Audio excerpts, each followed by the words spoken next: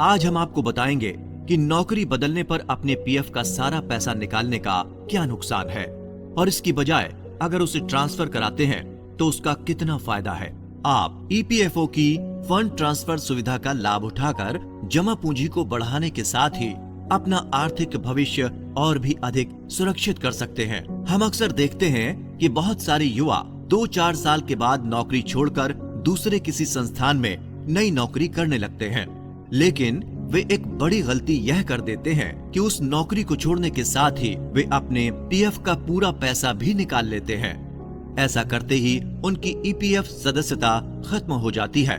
इसकी बजाय अगर वे अपना पीएफ नए अकाउंट में ट्रांसफर करवाते हैं तो उन्हें दोहरा लाभ मिलता है। पहला तो यह कि उन्हें उस फंड पर कंपाउंड ब्याज मिलता रहेगा और दूसरा फायदा ये होगा कि ईपीएफ की सदस्यता निरंतर बनी रहेगी और 10 साल की सेवा अवधि पूरी होते ही वे ईपीएफओ की पेंशन पाने के भी हकदार बन जाते हैं। पीएफ पर मिलने वाले लगभग 8.15% ब्याज से आपका पैसा कितनी तेजी से बढ़ता है, इसे कुछ इस तरह से समझिए।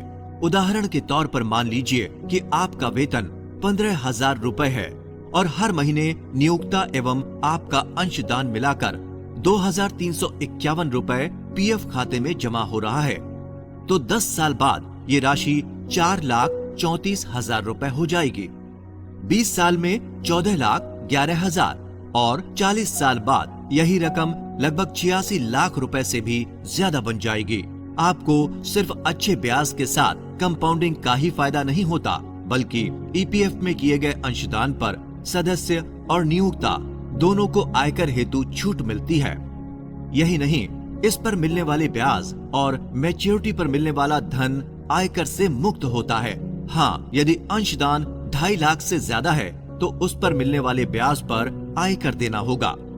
यदि आप 5 साल से कम की सदस्यता पर अपना पीएफ खाता बंद करते हैं तो आपको मिलने वाली राशि पर ईपीएफओ टीडीएस काटता है। महत्वपूर्ण बात यह भी है कि कई बार युवावस्था में पेंशन का महत्व समझ नहीं आता, लेकिन रिटायर होने के बाद ईपीएफओ से मिलने वाली पेंशन ही आपका मजबूत आर्थिक सहारा बन जाती है। इसलिए भविष्य में जब भी आप नौकरी बदलें तो साथ ही अपना पीएफ भी ट्रांसफर कराना ना भूलें। इसके लिए आप मेंबर पोर्टल पर ऑनलाइन फॉर्म भर सकते हैं। बस यूएएन में आपका केवाईसी अपडेट होना जरूरी है।